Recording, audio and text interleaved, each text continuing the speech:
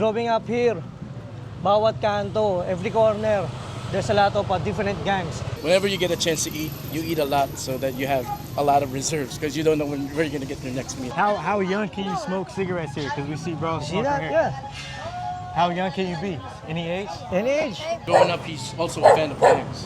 He looks up to them. Yeah, you know, the brotherhood.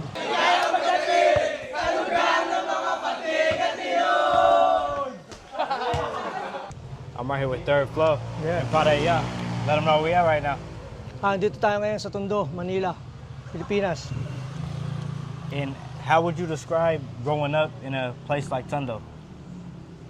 Lumalaki kami rito, nakikita mo iba't ibang klase ng tao. Yeah, growing up, you basically get exposed to different kinds of people from all walks of life. Growing up right here, is this something that you got used to over time? Growing up in a place like this? Yeah, dito na kami. Simula pinanganak. Wala kaming probinsya, ako wala akong probinsya. He got used to growing up here because he never goes home to any provinces or whatever. He just basically is born and raised here. A lot of people, when they make their YouTube videos or when they come here and vlog, they say that Tondo is the most dangerous place in Manila or the Philippines. How true is that? That's a scam. That's a scam. Dito, dito dati pwede sabihin magulo talaga rito. Noon. Pero ngayon, wala, hindi na ganun kagulo. Kahit saan naman pumunta rito sa Pilipinas, may mga gulo. Yeah, well, it was from years past, like decades ago. But everybody's good right now. People here are warm and everything. 'Cause even wherever you go, there's probably bad people anywhere. So what makes the difference, right? There's no difference at all. Yeah. Nalebelan lang kasi yung Tondo, lagi nasa news. Kasi ito yung lagi binabalita, kaya ito talaga yung naging mukha ng Tondo, yung magulo. Yeah, so basically Tondo got stereotyped because it's always in the media. Tondo's this bad. It kind of painted a picture to everyone saying that this is a really bad place, but in reality it's really not. So a lot of people who come here, they just go off stereotype of what they see on the news, what they see on the media. They don't actually come here and vibe with you. Wala po. Yeah, like pag gano'n daw, mas stereotype lang daw ba yun? Like, ito na yung nagiging imahe ng Tondo sa lahat ng tao. Oo, naging ganun na yung imahe niya. Pero kami, as Third Flow, as nag-represent ng Tondo, kumbaga mas pinakikita namin na dumayo kayo sa lugar namin. Kumbaga okay rito, masaya rito. Yeah, so that is the picture that's painted for Tondo. That's how everybody sees it. But in reality, it's really a nice place. You can come and visit us. We're really, really warm people, and everybody's welcome. Pero nung What's going on right here? What is this? sama tradition, a parade. Oh, parade? Yeah. Like a Black Nazareth. Like a feast. A feast? Yes, Yeah. marching bands and all. That's the Peace Nazareth. It's the sculpture. So that's what we're having the position. That's what the parade's for. They call okay. it Black Nazarene. This right Yeah, Black Nazarene. They call it Black. Catholic belief. What religion are you? What religion are the people of Tondo? Marami dito Kristiyano. Mostly Christian. Mostly Christian? Yeah. Catholic. Mostly. Catholic, yeah. And growing up in this area, is seeing gangs something that you saw or something that you guys have out here? Hey man, growing up here, bawat kanto, every corner, there's a lot of different gangs. We have TBS, here's TBS, the OG TBS, Tony Chrome. We have Westside, we have TMW, we have Temple Street, you know, different gangs. We have Angels, Diablos, Lords, di ba, kompleto. Angels and everything. Every corner there's a gang here before growing up here. And we see all the kids outside just enjoying life. Do they go to school every day? Yeah, they go to school every day. They go to school. Yeah. Pero nung lumalaki kami rito, ako rito, nakita ko yung kalakasan ng gang dito. Yeah. While he was growing up here, that's basically the era of the gangs blowing up. Like that was like mid-90s, right? Yeah, So when mid-90s, you- early 2000s. when you were coming up, that's when there was a real problem with the gangbanging. Yeah. Yes, in my birthday, they drop by ng birthday ko, may mga ganun pangyayari. Tayo, 187. So there were like drive-bys on his birthday, Oh, wow. like popping up and then just going guns out, and shooting everybody all over the place. Kumbaga, nung bata ako, na-experience ko rin yung gang pero sa maiksing panahon lang. So he really wasn't exposed to gang life that much while he was going, because it kind of tapered down when he grew up. So. Ay, na-experience ko ma 30 seconds massacre, na-experience ko din mabenta ng tropa. Baga, na-experience ko kami sumpakin din. Alam mo yun, na-experience ko yung mga bagay na-realize ko na hindi pwede, mamatay ako rito. Experiencing all those violent things while he was young, he kind of thought to himself that like, this shouldn't be me. I should grow out of this. I should be more mature and be what I'm supposed to. Yeah. Doon ako nag-focus sa rap. Focus on rap music instead. Yeah. So you stepped away from the lifestyle to pursue your dream of music. Yeah. And when did you start making music? When did that start for you? Like from 15 years old. I started rapping since I was 15 years old. And coming from Tondo, do you guys have a lot of ties in California or other places in the States? Yeah, we have a lot. I have relatives in California too.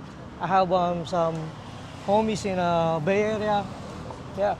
So, what would you say is the biggest difference between a slum right here in Tondo and a ghetto in the States? What do you feel like is different about that? Oh, this is what they say. Lagi nilang sinasabi to. Pag pupunta rito yung mga taga ibang bansa, dinadala ko rito, iniikot ko rito. Lagi sinasabi nila na mas blessed pa pala sila. Akala nila mahirap na yung buhay doon, pero nung nakita nila to, hindi pala. So when he brings people coming from overseas here and he like roams them around, they say that they feel more blessed than us here. Yes. Because life here is more difficult, more impoverished than it is back there where they were from. So it's harder here than versus there. And to live over here, how much does it cost monthly? Depende sa lifestyle mo. It depends on your lifestyle. Yeah. Okay. How much are people making monthly down here with just regular jobs, like minimum wage jobs? How much do people make? Like driving one of those? Yeah, it's like 100, 100,000 sometimes, 2,000. Yeah, that's a day per day. It's a day. And do you feel like that's enough to live down here, making that much? No. Di sapat. Di pa rin sapat. Pero sabi ko nga, depende pa rin sa lifestyle mo talaga. Kasi marami naman dito tao, sanay lang din ang okay lang eh. Alam mo yun? It all boils down to your lifestyle, because a lot of people here, though they're short, they don't have much, but they make ends meet. So it just depends on their lifestyle. Hey. And are the roads always busy like this when you cross the street? Yeah, every day. The people at Tondo, what do they think about the tourists like us who come here? Oh yeah, for me it's normal here. It's normal. The tourism is normal here. What is this area right here? Oh, This dito is na. where you got your name at? Yeah, here we're going to the place. Alam mo, nung lumalaki ako, kumbaga, fan din ako ng gang. Fan din ako ng mga gang. Growing up, he's also a fan of gangs. He looks up to them. Yeah, you know, the brotherhood, you know, some kuyas for you, Big brothers. father figure for you. So you idolized the gang life growing up. That was something that you Yeah, were into? yeah, may mga maganda ka rin makukuha. You get something good from the other than the bad stuff. You still get something good from it. Yeah, the brotherhood. Yeah. So pero ginawa ko nga, na-realize ko na hindi ito okay, mamatay ako rito.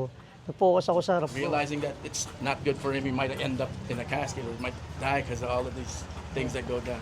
Yeah, kaya yung mga kasama ko, yung mga bata sa likod ko, yung mga tropa natin, sinasabi ko lang sa kanila, tana, gumawa lang tayong Continuously pera. tells people around him just make money and just think about money. That's it. And when did that realization hit for you? What age that you figured out that this wasn't a lifestyle for you, that you had to pursue music and make it out of your city? Since 15 years old. Yeah. Because I experienced, once I told you, I experienced the gang life, but in a short time, I realized that, hey, it's not good. Yeah. That's why I focus on my rap. And living that lifestyle, how many homies have you lost to the gang life? Yeah, a lot. Rest in peace to Topeng Vargas. Rest in peace to OGKB. Rest in peace to OGC Style. Yeah, that's the homies. You know,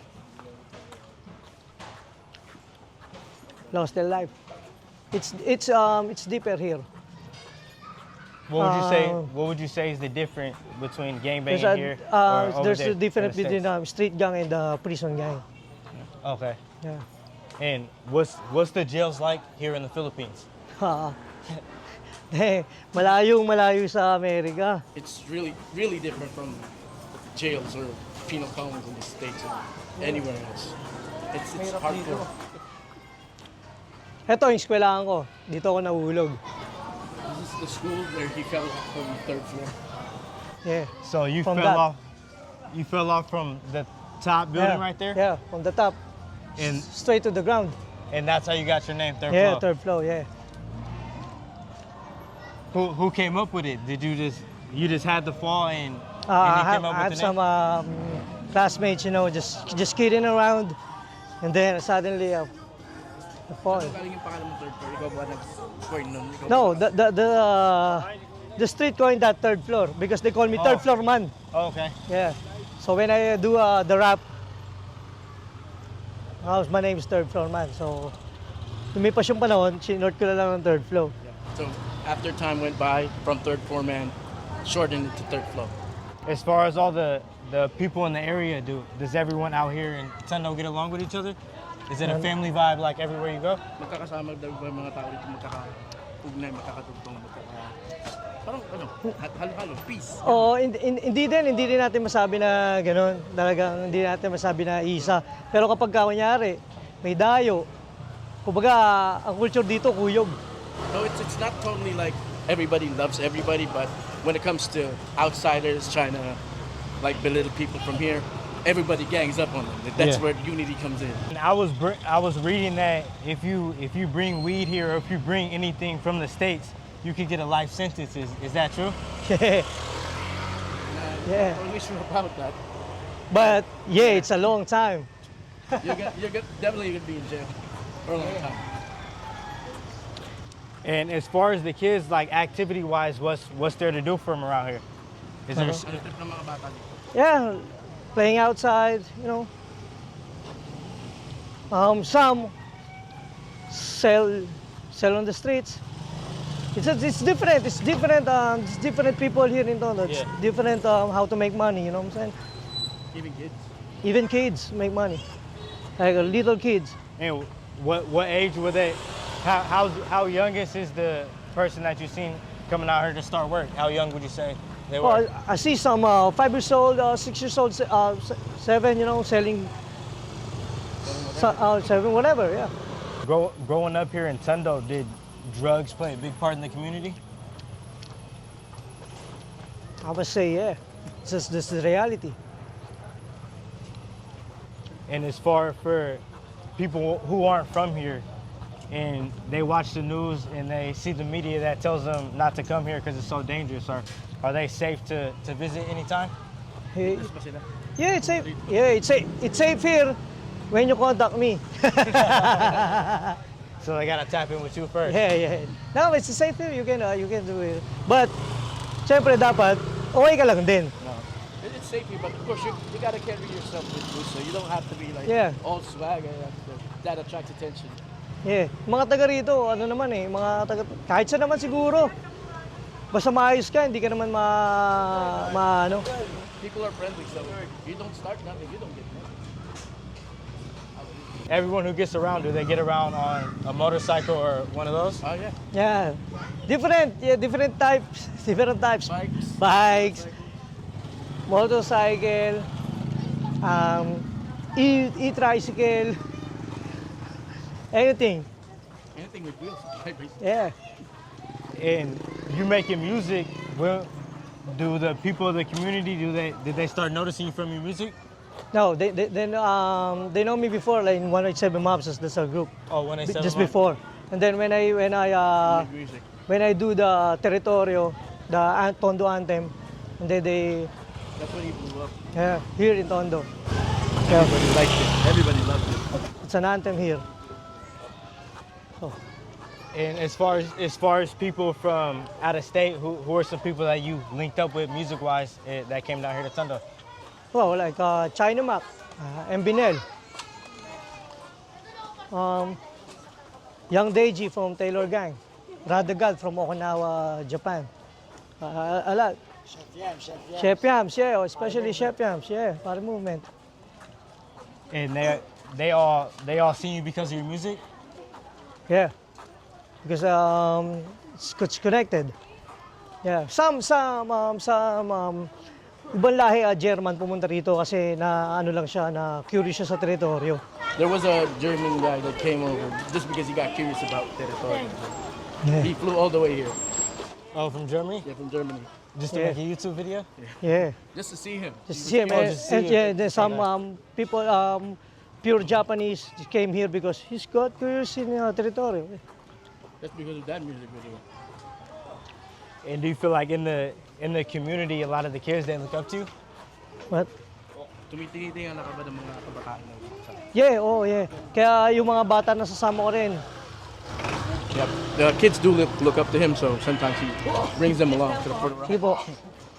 Kaya minsan, sinasabi ko sa kanila, pag ano, mag-rap na lang kayo, alam mo yun, focus na lang dito, kung kaysa magbabad kayo ng oras sa kalye, tumambay lang kayo, di gumawa na lang kayo ng kanta. So instead of just being in the streets, wandering around, just try to find something you're good at, like music. Focus on it. Grow. And I see everyone here playing basketball. Yeah. How big is basketball in the Philippines? Yeah, Philippines basketball is tie up together for life. Kahit saan, kahit Iskinita, may basketball court. Anywhere you go around, there's a basketball court, like a makeshift court, a regular basketball court, a regular court, public court. Yeah, we can buy the yeah. foods there. Yep. Want? Yeah. Let me Tara. give you 1,000 pesos. Right here, third. Yeah, naganda tayo. Oh, sige. Yeah, yeah. We gonna get some food for the Yeah. community. Yeah. Ito, magkano lahat yan? Oh, sige, basta 1,000. Ayan, kawin sila, lahat yan. Dami yan. What's this right here? This squid. Oh, With Chicken intestine. chicken intestine. Tol, kuha kayo dyan, oh. Yeah. Okay na yan. Libre na yan, kumuha kayo dyan, libre na yan. Kuha na kayo dyan, ay, libre na yan. And chicken intestine. Libre na yan.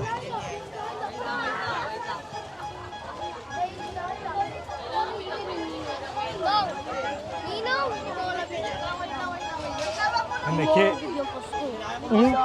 Ano? Hindi pa nga nagbe-bless sa akin, eh. Ang laki na. Malaki yun.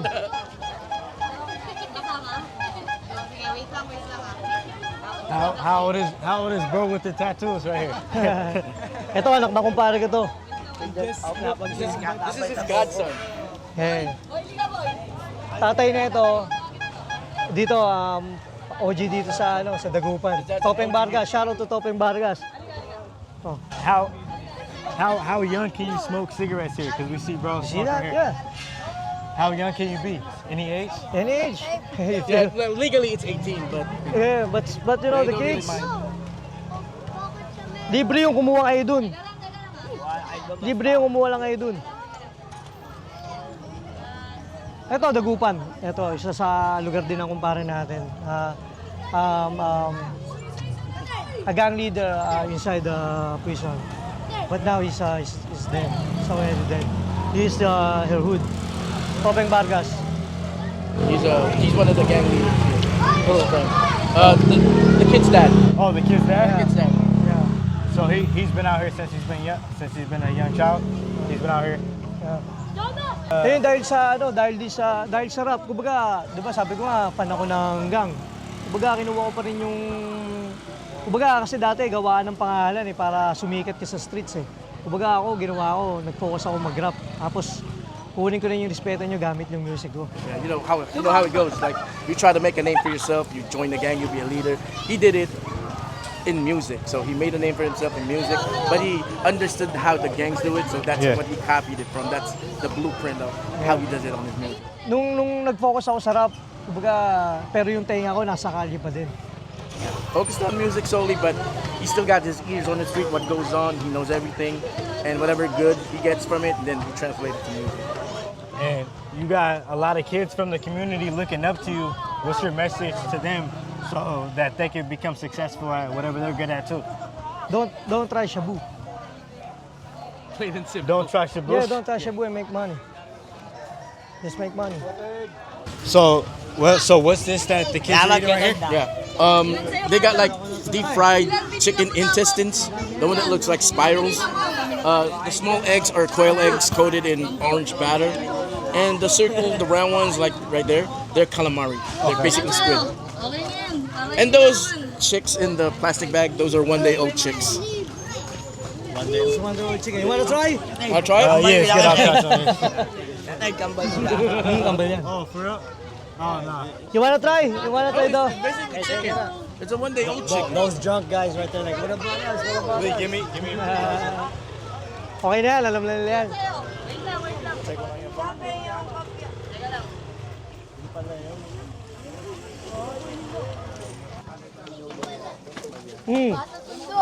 Hey, it's cooking. So you don't like the chicken, bro? You gotta eat a little with me, bro. I don't like that. I try it, but I don't like.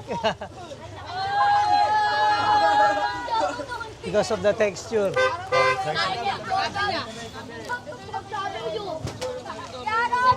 Shoutout kay Ate Joby Miranda.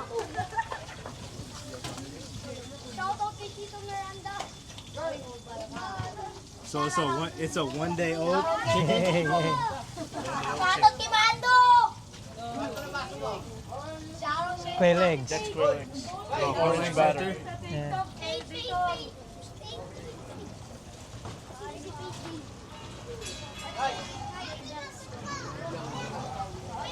Magkapatid sila, sir. Kambal. Shoutout pala kay Lance. Yes, if your brothers. I told, yeah, I told this thing. Yeah, put it in the sauce, the middle. Sauce on it. And the middle one. Eh, stick na, sir, no? Ito is the stick. Which one? The one in the middle. This one. There. That sauce. Kumain ako niya, yun.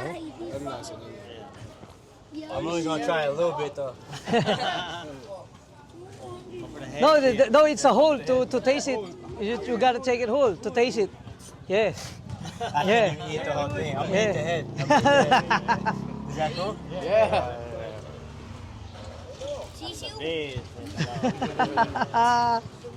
Welcome to the Philippines. Let's taste. It's not bad. Tara. Basically chicken. Yeah, it tastes like chicken for real. It is chicken. Yeah, it's not too bad. Oh, eat the whole. I'm good with that. I don't want to have to. Who wants it? One of y'all want it? Ikot tayo pag ganun para mas iski-iski dito What's this natin. one? Sa ikot natin sila, pasok natin sa isa dito. John Ray, hindi yun. Si John Ray, kainin mo na. Lagyan mo sa arsa. Pakita mo sa camera, pakita mo sa camera. Little bro.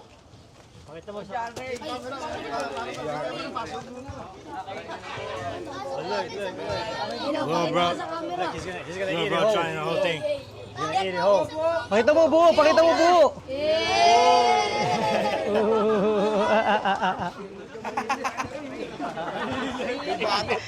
Tara, let's go. Tabi tayo. You got a napkin, bro? Oh, may tissue ka dyan, may tissue ka. Eh, pagkita tayo. Oh, diretso tayo. Sir, thank you, ah. Thank you sa inyo. Yeah, sige. Water.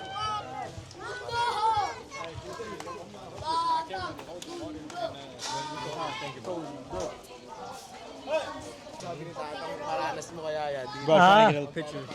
Oh, tara.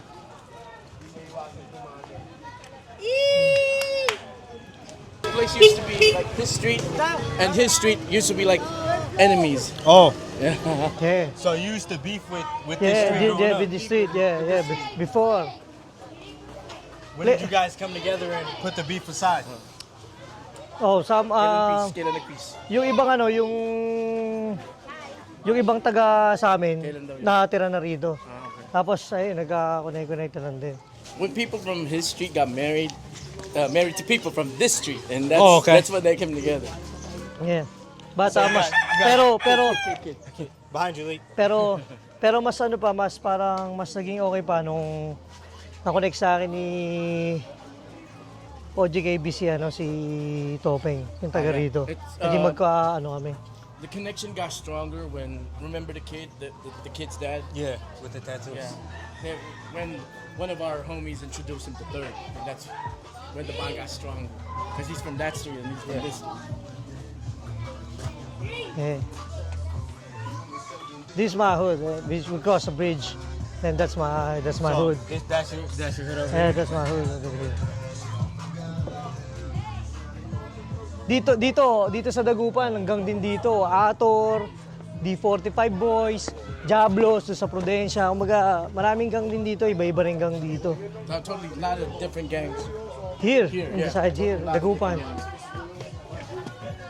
But here, in my hood, there's two gangs, the TBS and the WSI. So we split.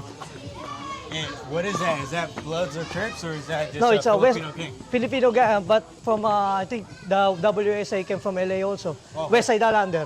Okay. Yeah. What is it? West Side what? West Side Islanders. Oh, West Side Island. Yeah. So I think it came from California also. And Let's walk a little slower right here. yeah. And TBS dito. Kaya nung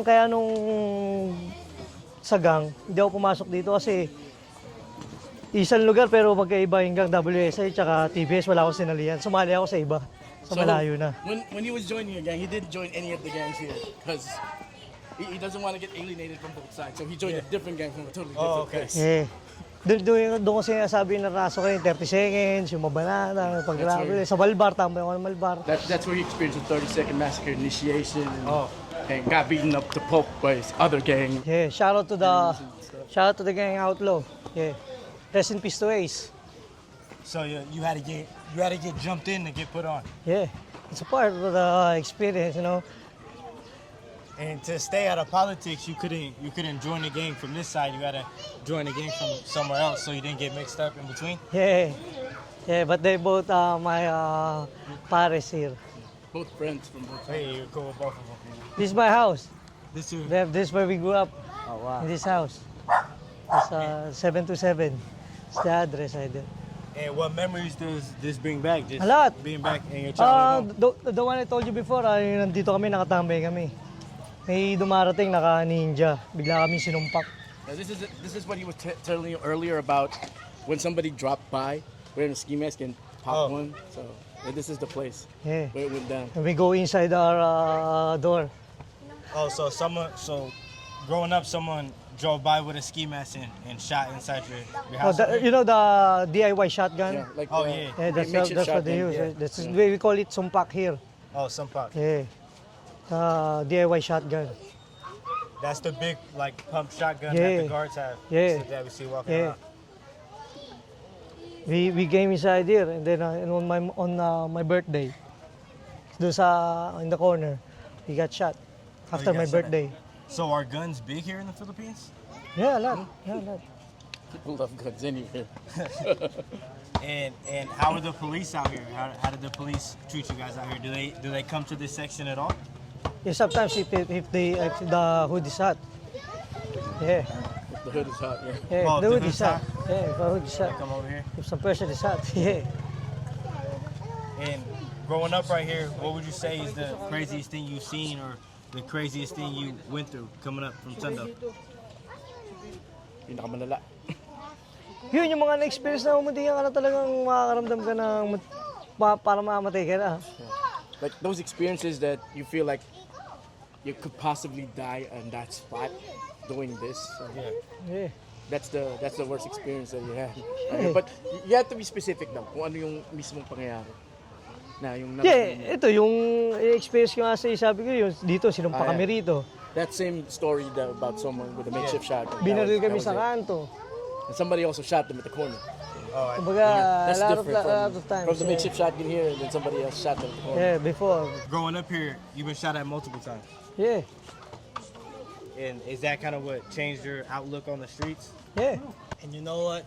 The cool thing about it, despite all of that, the homeboy Third, even if you give him $1 million right now, he was born here, was raised here.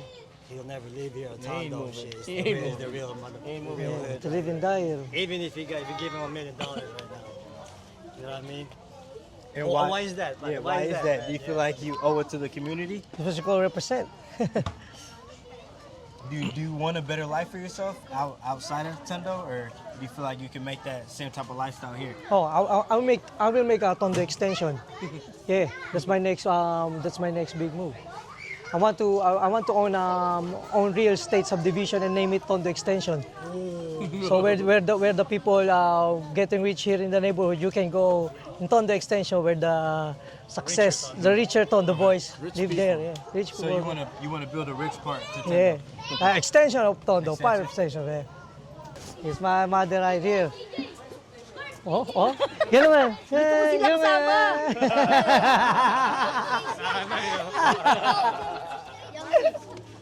There's my mom right here. Yang si Palani. So all So your since- people, they're still here in the hood? They still live here? No, sama pa. Hey. Yung iba ba nasa na? Yung iba nasa ibang bansa na, iba nag-isawa na, iba namatay na. So others are already out of the country. Others just married out of here. And others died. Yeah. Pero kumbaga, kasi dito nung lumalaki kami, parang ako yung pinakabatang ano rito eh, na hip-hop eh. Parang ako yung pinakabata eh. So while growing up, he was like the youngest guy or person here that's hip hop. So he's like the junior. Like Tapos wala na sumunod na, sa batch namin, wala na sumunod na hip-hop dito eh.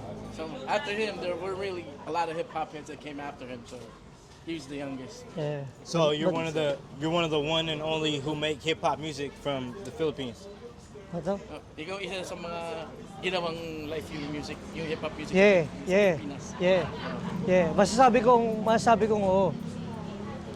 And how much more does that make you stand out? Ano Ano? pa yung nagpapa-stand out sa'yo? Ano pa yung paano pang kaiba sa'yo? Stand out siguro masasabi ko kung paano ako magsulat. The Kung way paano, he writes. yeah. Pero sa tunog, wala naman akong pinipili sa tunog. Kumbaga, kung ano yung maramdaman ko, yun yung ginagawa ko na tunog. Wala akong karakter specific na dapat gangster rap, dapat ano na gano'n. Here, come here. So he Yeah. doesn't have a specific identity. He just feels the vibe of whatever instrumentals give him, and that's Yeah. how he goes out with his music. Siguro masabi ko nga talaga yung may iba ko kung paano yung pen game.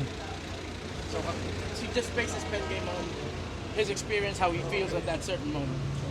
For you, what's a normal day in Tondo looking like for you? What's a day consist of? Every day, ano rito, matao talaga rito. Maraming tao dito. Kung para pag napupunta ako sa ibang lugar talaga, pag gabi na, tahimik na rin. Pero dito, diretso pa rin, marami pa rin tao. Yeah. So here, streets are always alive. It doesn't matter what time it is. You get used to it. There's always a lot of people outside, whatever time it is of the day, even in the mornings or wee hours.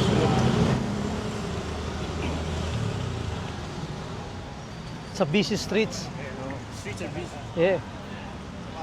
So would you say Tondo is at the heart of Manila? Yeah. Yes. Actually, nauna ang Tondo bago ang Manila. Tondo came first before it was actually Yeah. that's a historic fact. So Manila, is that the nicer part of the Philippines, or is it all the same in your eyes? Ano? But again, In Manila, is that the nicer part of the Philippines, or is Manila and Tondo the same in your eyes? well, actually, Tondo is part of Manila. Oh, okay. Yeah. It's like Los Angeles in California. Okay. That's what Tondo is. Yeah. Rap! Rap, palalahin mo siya habang naglalakad. Sige, you can turn your back. Or we can go here.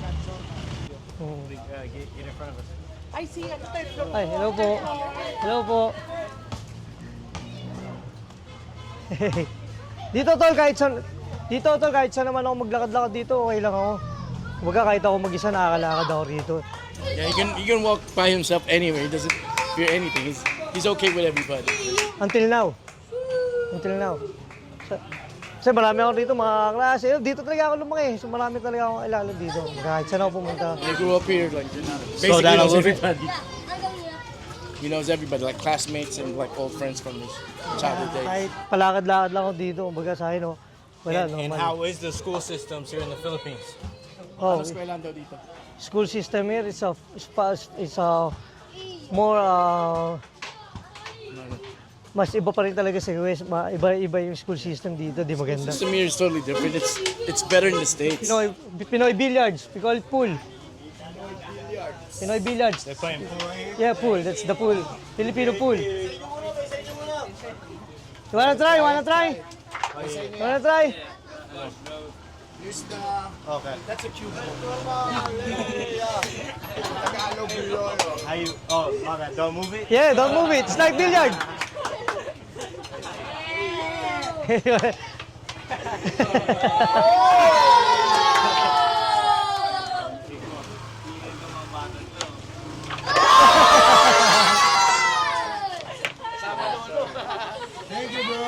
appreciate it. Yeah. Yeah. Ganyan lang ako, pumunta tayo ron.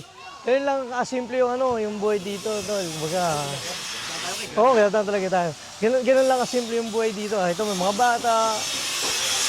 Life is pretty simple. Like, kids just having fun. That's just how simple life is here. So here, you guys don't worry too much about the materialistic things. Yeah, ala. And as far as college, or is there college here? What I mean is, even in that kind of situation, they're still, grateful. Yeah. They're still smiling. You know what I'm saying? So they're happy with what they have. Yeah. Yeah, everyone's pretty resilient here. Filipinos are resilient by nature. Hold on, let's wait 1 second. Seryoso ka dyan, tara. Talaga? Sabi mo, pabalik na tayo. Antayin na lang sila. Saan tayo kanina? Ano yung topic natin? So, growing up here with the people being grateful for what they have, do you feel like that's the difference in the States, that you guys are happy even though you have less? Yeah. And as far as the school system, do you guys go to college, or does school end here after elementary, with kids having to work and provide for themselves? Nagka-college pa ba yung mga tao? Yeah. People still go to college. Yeah. You know, that's I told you before. Rap, paalala ako sa kanya, Rap. Kaya sabi ko siya, iba-iba talaga rito, iba-ibang klase. Iba-ibang klase ng pumo, iba-ibang klase ng tao. Meron dito mga naka-Ferrari. Yeah. Umikot lang dito. Kumbaga, sabi mo rin. People are totally different, like different walks of life. They're everywhere. It's like a melting pot, it's a mixing bowl. So Yeah. you can see people here that are like really, really dirt poor, and you're gonna encounter someone who drives a Ferrari just driving around. Yeah. It's different. Some not go to the school, Some go to college. What's your favorite thing about coming up here in Tondo? Oh, the food trips. Yeah, anytime. The food spot. Yeah. Then the basketball courts. Yeah. Okay. The standby. You see, they have all food right now. Where are you from? USA. I guess it's okay to problem because I want to go there. I want to go there. He can save you. That's RJ Sabi. You know what's You know what's the line of RJ Swabe here? Huh? For the woman, it's his line. Oh. I can save you. That's his joke. That's their saying? Just RJ Sabi. See, we have another pool. So the pool table right here. Hey, It's good, yeah. Come on. one shot again. Which one? Red one, the red one. Red? Red. This one. Yeah. All right, one shot. One more. Thank you. Very quick. Okay, great. We're done. And as far as all the trash over here, do people just throw trash in the river over there? Yeah. You see? You see?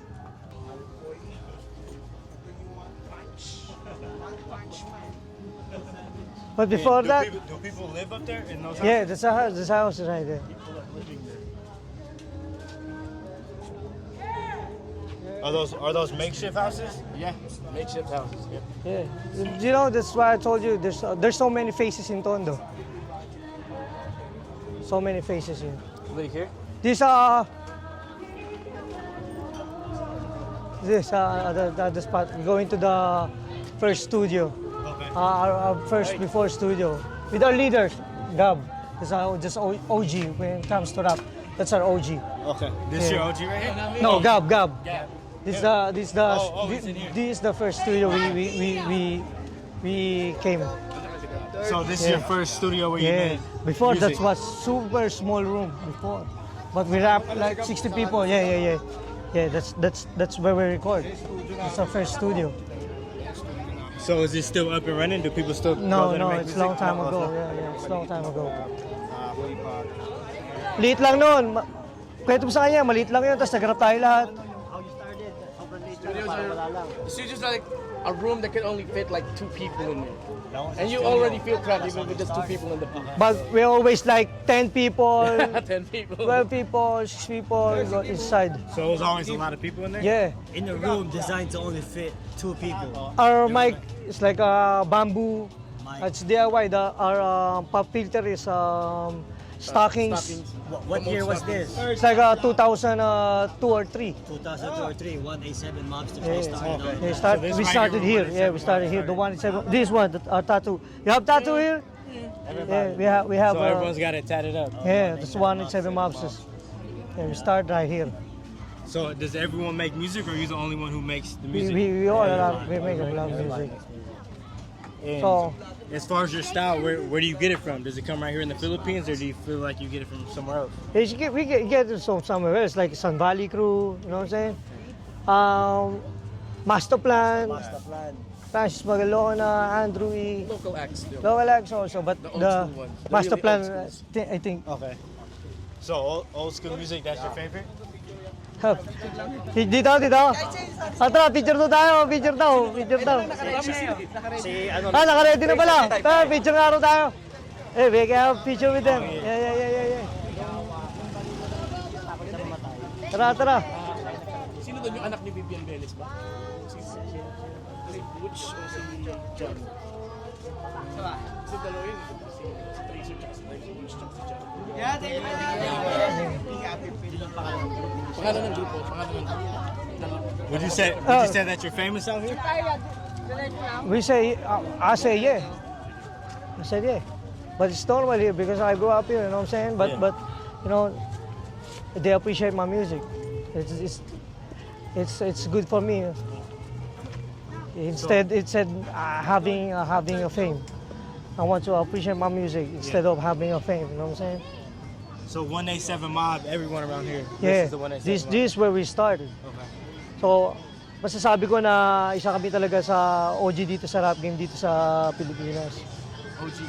Yeah. 187 Mouse is we're one of the OGs when it comes to rap music in the Philippines. And that's where you'll see our humble beginnings. We started at a really small studio. Nagsimula kami talaga, wala talaga. Si Gab lang to, pupunta natin si Gab. Si Insane One. We started from the bottom, like really broke-ass dudes just trying to make music. And we're gonna go to Gap, our leader. Leader, OG. OG. Before, yeah. OG, The Amat one that Pare. started it all. So who we're going to meet right now, he started 187 Mob. Pare, he's the one, the Sando guy. The yeah. white Sando. Pare! Hey, get the camera. He's always shy. Yeah, that's why. Really low key. He's this business. What is he making right here? Yeah, that's his business. Bamboo handicraft. Yeah, Graho Bamboo Store. That's his business. Yeah. And this is our OG 187 Mobsters OG, right there. 187 Yeah. Pare, interview lang ako ng taga-California. Kinikwento ko lang yung istorya natin. Eto. Umikot lang kami, kanina pa kami umikot. Yeah, sa OG right there. And Then this is business. Oh, this is business? Yeah, with bamboo? Graho Bamboo Store. Yeah, this is business. So you could build anything with bamboo, really? Yeah. Baga, siya yung nagpaparecord sa amin kahit walang bayad noon. He lets us record in the studios for free. Oh. So, That's how broke we were. kaya na-develop din namin yung kumbaga, yung pagsusulat namin na experience namin mag-record. Yeah, that's where we develop our skills. We were writing on the spot. Then record like from dusk till dawn, non-stop. Yes, making song every day, making song every day, making song every day, making song. And then he lets you record it all for free? Yeah, and he's the engineer also, and he mixed the track. Yeah, before like early 2000, Yeah, early 2000. like 2003, 2000, you know what I'm saying? That's the guy. So before there's some foreign come across here because of our group. It's 7 Mobsters before. Oh, Yeah. you said So the it's not new when foreign now visit with us. Foreign visitors, yeah. Coming from, I don't know, US. Yeah. Ay, siya ang bumihing nga yun. Aray, dito kami. Umikot lang kami, umikot lang. Appreciate you, bro. Aray! Appreciate you. Hey, he's just top guy. Ano? Ano, Gabriel? Pala. Pare, dadaan tayo ron. Sa sinasabi mo. Here.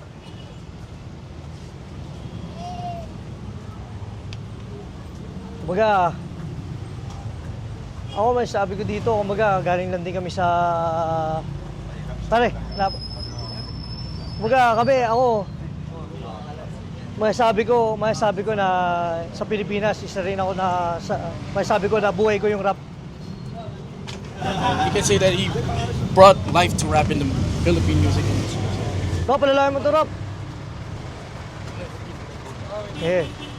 Because since then, when I was hooked into rap music, I focus on rap music, I do rap music. Yeah. I do music for 20 years. You're doing music for 20 years? Yeah. When would you say that it started to pay off for you? It's a long time because hip-hop here is, yung hip-hop dito hindi naman talaga ganun na-appreciate dati. Yeah, it took a long time because initially people really didn't accept hip hop music or rap music in general. Yeah, before, early 2000, not really big. So, sa amin, kami bilang underground, kumbaga talagang ang ginagawa lang namin, sumulat na sumulat. So as underground artists, all we have to do, or all we did was just write until some people hear us. Tapos may mga diskarte kami na ipiprint namin yung CD, ibe-burn namin, ibebenta namin sa nagtitinda ng ipapabenta namin sa nagtitinda ng pirated na CD. So we try to make copies of the CDs of the songs that we make, and then have the pirates sell them out. So that's how we made our network. Yeah. So what type of music do people listen to around here besides hip hop?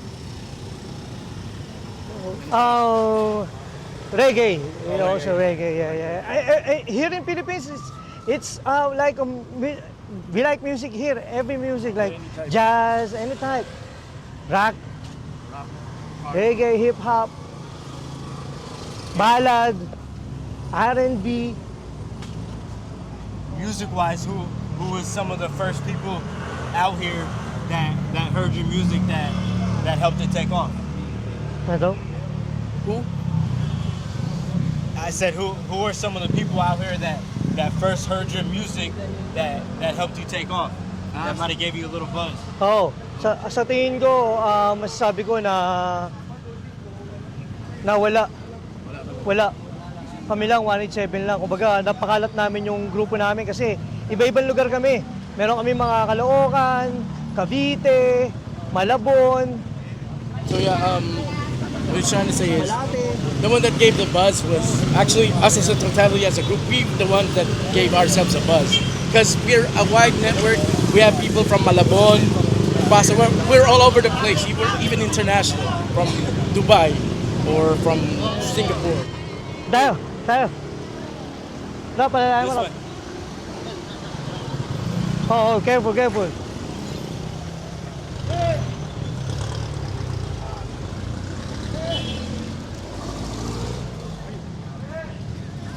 So out here, there's no crosswalks. You just walk across whenever you want. Sometimes, They put a pedestrian lane, but yeah. nobody. But you know, hard-headed Filipinos. Yeah, but if the cops see you though, they're gonna give you a ticket. So. Sometimes. Yeah, saan tayo nun yun? Yung nagbigay ng bus? Ano yun? Kumbaga, iba-iba kami talagang lugar kaya nakagawa rin kami ng sarili naming wave. Because we're coming from different parts of the country, and giving off bus there from their section and busing this section, and that's how it came together. Like since it's pretty scattered all over the place. So as far as 187, is everybody from Tondo? Not everyone. Not everyone. Different places. Different places. So all over. Yeah, like Malate, Cavite, Malabon, Caloocan. Different. It's pretty diverse. We Yeah. even have someone from Miami, Yeah, we have from Miami. 187? Yeah, Yeah, we have from Miami. Singapore. Singapore. 187 miles. So, And you're from Tondo. Do you ever get out to different places just to see something different than the hood? yeah. Yeah. Sa, Mechanical pala. nagpunta eh, kahit ibang bansa, like Thailand, kumbaga makikita mo yung diferensya. Kumbaga makukumpara mo din siya. We even went to Thailand and comparing things there from here. Yeah, you see the difference. What do you feel like is the biggest difference between those two Asian countries, Thailand and here in the Philippines? I think the housing. Oh, okay. Yeah, the house. It's how people are housed, like the housing. It's totally different from Thailand versus the Philippines. How so? Yeah, because bihira ka rin makakita ng dikit-dikit talaga sa ano eh. 'Cause Di ba? Parang Thailand- building na rin talaga eh. Thailand is mostly like buildings, and unlike here where you see like isolated habitats for different families, and like there it's like Tsaka malinis. And it's Malinis. clean there. It's clean there. But here is a lot of trash, you know. Look at that. Like that. Diba? Is that something you got used to growing up? Just all the trash on the ground? Yeah. Pero nung nabutan ko pa yan nung bata ako, medyo okay pa, malinis pa. Pero nung tumatagal yung panahon, wala, mas lalo siya when he nababago. was younger, he even saw it was not that dirty, but now it's get worse and worse by the years. Oh, pare. Look at this house. Like this. That's why I told you, Tondo has so many faces. Yeah. Different. Check this out right here. This is how you describe the Philippines. A castle in the middle of the slums right here, man. Who's the owner of this right here? Somebody that's connected to the. I don't know. I don't know. So this is one of the biggest houses right here in Tondo? No, there's so much. There's more. One of them. That's why I always told you, Tondo has a different faces. It depends on you, so Yeah. where you want to come. You know what I'm saying? So would you say that everywhere out here is the slums in Tondo? Or do you guys got some nice parts too? We have nice parts too. We have our subdivision type like it's Gagalangin. You know what I'm saying?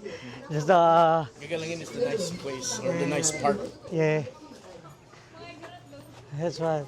the high-end part, right? The high-end part. Hey, they sing my song. Oh, that's your song? Yeah, that's my song. They sing it.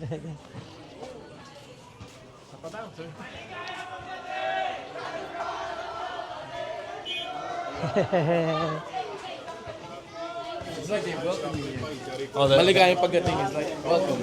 that's a welcome? That's my lyrics. If you want, sometimes you have time, just listen to my music. It has a translation, and he's translated. I did that. Yeah, he did the subtitles. Yeah. Yo, kailan may kosa.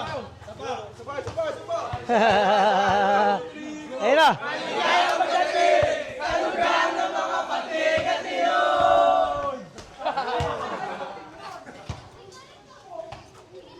So that's a welcoming that they just gave us. Well, here's our OG in a rap game, Mike Cosa. He's OG here. He's in here? No, he's in the different place now.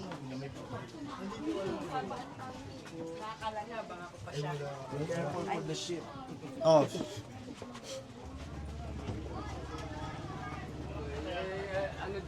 Ngayon. This house of my cosa. Mares! Oh, Mares. Ay, tayo, Mama Mares! Andiyan ka pala, Mama Mares! That's the mom of my cosa, the one OG that's here. your cousins from No, 187? this 187. Our group. One of the biggest names from 187. Oh, right there? That's his mom. Oh, that's his mom. My cosa. We used to frequent this place before. And what do you feel like is the hardest thing growing up in Tondo? Nado, Labs? Ano pinakamahirap doon na naranasan mo habang lumalaki ka sa Tondo? Yung ano, yung kailangan kumain ka ng ano, gutom na gutom. Para bawin-bawi yung kakainin mo. So, whenever you get a chance to eat, you eat a lot so that you have a lot of reserves because you don't know where you're gonna get your next meal. Kasi kami, lumalaki kami, kumbaga masasabi ko na dati maayos naman yung buhay namin. Tapos naluging negosyo, tapos naghihirap din kami. Tatay ko naging jeepney driver. So they had a failed business and they lost everything. And then his father became a driver. We sleep in a small room, we have 6 in the family, you know what I'm saying? So that's why I always think, wow, yo, Here, either yours or his. You shot 50? sige. Kaya lagi ko nasa isip na, isa rin sa naisip ko na, why I will do gangbanging? You know what I'm saying? It's nonsense. So, in my mind, I want to make money, you know, for my family, you know. So that's why I have no time for bullshit. So, ayun, masasabi ko na from nothing to something, I have my own store now, my own clothing shop, Tondo Supply. It's to represent the So The you street. came back to the hood and put your own clothing supply store right here. yeah, it's called Tondo Supply. Tondo Supply. And how much did this mean to you just getting a shop right here in your hometown? Yeah. Yeah. It means a lot to me. You know what I'm saying? It means a lot to me because before I sell on people like doing meetups. See on the corner, you know what I'm saying? It's like drugs before. Yeah, I sell less like that, and then I do the upgrade. I sell on the street with a little table. With the tent, no, not boots, just table. Yeah, and that's just my clothing. But now, here, you know what I'm saying? And you got Tondo worldwide now? Yeah, I say so. Yeah. Where did you get the inspiration from Tondo and in this design? Where'd you get the inspiration from? Oh, I get the blueprint na parang nakita ko kay Nipsey Hussle nung nire-represent niya yung Crenshaw na pwede rin pala talagang gawing, alam mo yun, magbenta ng lugar mo, di ba? He took a page from Nipsey Hussle's book, like selling while representing your hood, and that's basically his blueprint. Yeah. Kumbaga, sugal din kasi mahirap eh. Kumbaga, paano mo kukunin yung respeto ng mga taga rito na paano mo mapapabili yung mga yan? Yeah, so Mahirap din. It's a gamble because he's not sure if people are gonna notice his brand, though it's local and homebred. But he took a chance. And you taking a page out of Nipsey Hussle's book, do you feel like you guys got a similar story? I think, yeah. Probably, hopefully not the ending though. Yeah, not the ending though, yeah. Hopefully not the ending. But the mindset Yeah. for the community, you know what I'm saying, for the culture. Yeah, we do community work here with Panayang, the Mano Center. You know, we have connection from the Canada, Filipinos in the Six, helping us giving goods here for the kids, you know what I'm saying? And for you, do you ever plan on leaving Tondo, or are you here forever? That's why I told you before. I built my own Tondo extension outside Tondo. Yeah. But it's a good spot village, but Tondo extension, no? Villa Tondo. Yeah. And you guys built 187, the music group. What can we expect from Third Flow and the group in the future? Ano lang may expect nila sa galing kay Third Floor tsaka sa 187? Yeah. Well, marami pa kayo may expect. May mga paparating kami. From 187 Mobsters, from 727 Click, from 18727. You know what I'm saying? From Third Flow. Marami pa. International collab. They're Yeah. saying they have a lot of bullets in the chamber. Yeah. Oh, Yes, Just there's ready to a lot of fire. stuff, there's a lot to expect. Yeah, Third floor. I appreciate you yeah, for having appreciate me it, out. brother.